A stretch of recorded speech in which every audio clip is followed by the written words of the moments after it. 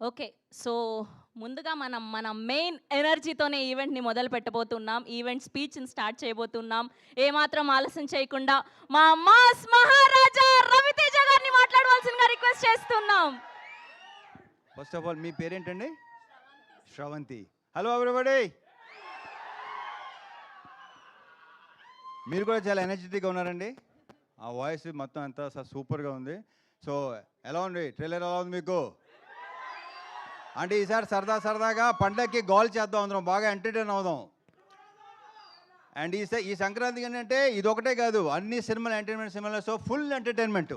ఈ సంక్రాంతి టోటల్గా ఎంటర్టైన్మెంట్ సంక్రాంతి అవుద్దని నా ప్రగాఢ నమ్మకం. So thank you so much. And ఇందాక క్వశ్చన్ చేశారు కదా అందరినీ మీరు. నేను ఎవరిని కాదు, ఒక్కరిని ఒకే ఒక క్వశ్చన్ వేస్తాను. మూర్తి గారు ఎవరిని నేను ఓన్లీ మూర్తి గారు. ఇందాక వేసిన క్వశ్చన్ వేసినప్పుడు మూర్తి గారు చాలా హై పిచ్లో చాలా తప్పది అన్నాడు ఆయన, చాలా గట్టిగా అన్నాడు ఆయన. ఒకటి చెప్పండి మూర్తి గారు, బీ ఆనెస్ట్.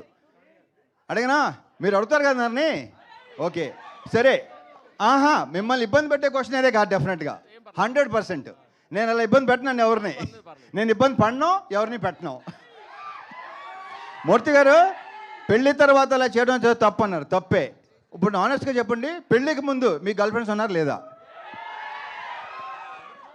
పెళ్ళికి ముందు ఉన్నారు ఎంతమంది?